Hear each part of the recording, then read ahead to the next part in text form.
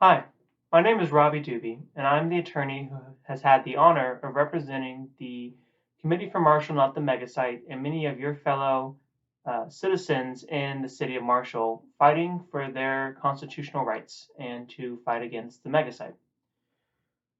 I'm here to talk to you today about the appeal that we filed with the Court of Appeals and why it matters. This fight began with the referendum to overturn the rezoning that is necessary for the megasite, and that brought together a large coalition of people who have environmental concerns, people who have good governance concerns, and everything in between. But this fight is expanded to be so much more than that. And I want to explain why this appeal matters and why we're doing this. And the biggest reason is because this appeal fundamentally will determine whether you have constitutional rights at all. That might sound dramatic, but that's what's at stake here. And let me explain why. You have a right to a referendum as City of Marshall residents, as Michigan residents. But what has happened is that right has been completely stripped away from you. And that's been done in several ways. One, the city clerk decided, and the circuit court upheld, that she just has the authority to deny a referendum whenever she feels like it. So long as she thinks it's illegal, she can just say no. And even though there is centuries of case law that says that is not the case, the circuit court said that's totally fine. Right? So the question is, who should determine your constitutional rights?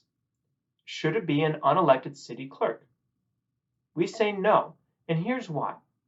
Because under Michigan law, the city clerk only has power to weigh on what's called the sufficiency of the referendum. That is limited to the actual physical paperwork of the referendum. Did you put the words in the right place? Did you have all the words that you need to have? Do you have the signatures on the right place? And do you have enough signatures? That's it. That's the only thing she's allowed to say. If you met all the physical stuff, you're good to go. If you didn't, you're not. The clerk is not the court. The city clerk doesn't have legal training. She doesn't have the power of the judiciary. She's just a civil servant. And your clerk may be great. Your clerk may be incompetent. But is that who you want determining whether your constitutional rights exist or not? No.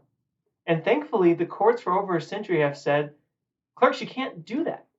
You don't get to weigh on whether a referendum is legal or not. You just need to check the boxes if they comply with the forms.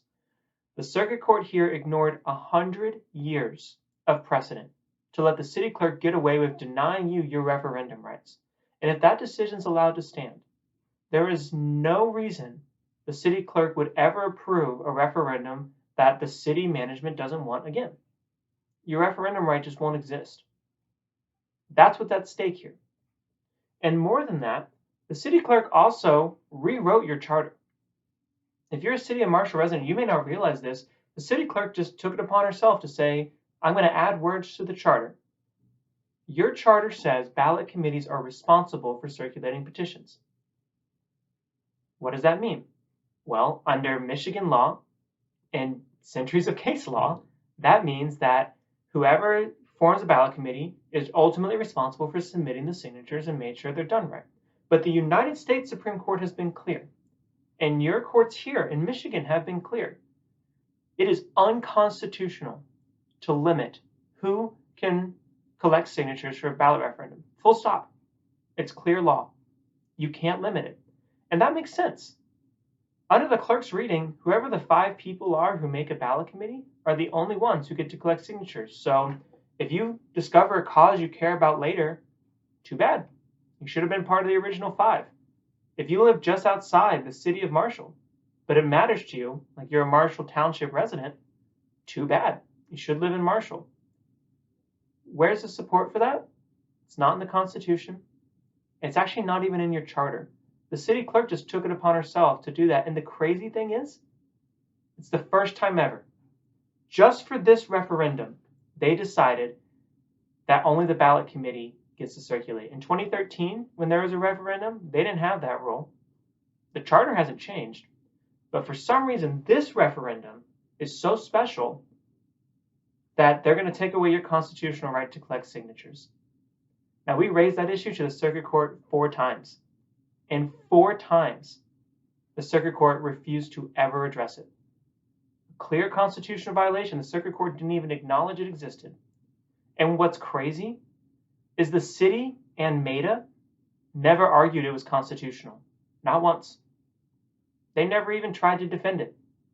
And yet, they're getting away with it. There is an ongoing violation of your constitutional rights, and the circuit court and the city are rubber stamping it. If we don't appeal, that will be the rule going forward. That's why we're doing this. And I want to talk very carefully about what the city actually did here. The city put in these Act 425 agreements to transfer land from the Marshall Township to the city of Marshall. That's only supposed to be for water and sewage.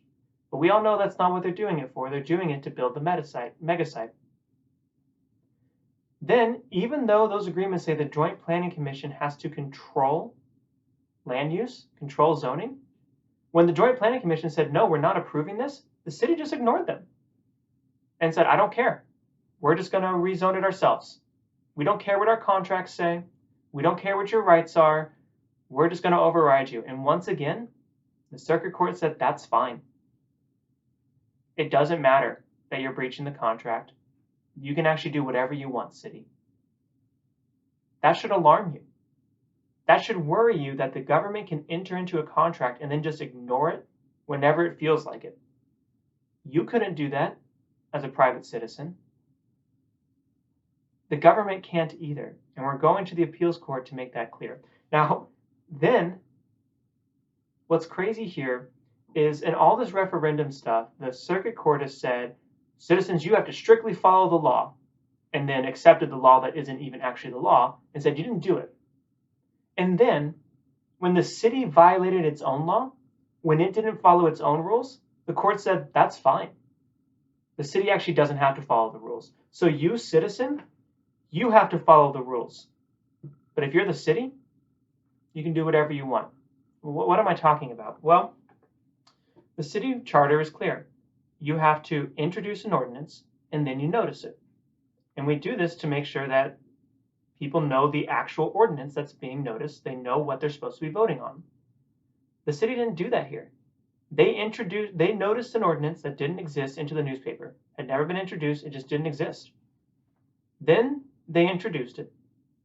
And the notice never once told you that those appropriations, that they had slipped appropriations into it.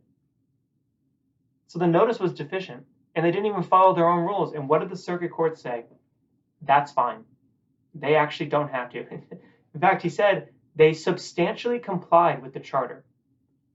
So by doing the exact opposite of the charter, apparently that's substantial compliance. As a private citizen, you'd never be allowed to do that, but the circuit court said the government can. That should alarm you. And what did they actually do here? They put appropriations into an ordinance specifically to strip away your right to do a referendum. They knew that they could argue that as long as there's an appropriation in an ordinance, you can't refer it. And the circuit court said, that's fine. Think about that. All the city ever has to do is put a 1 cent ordinance appropriation into an ordinance, and you will never have a referendum right again. If you're a city, why would you ever not do that? If you ever thought anything was controversial, if you ever thought anything may not be supported, just put a 1 cent appropriation in there, and now it's non-referable forever. That's not the law. The law is clear that they can't appropriate via ordinance, and that you can't appropriate when you're rezoning.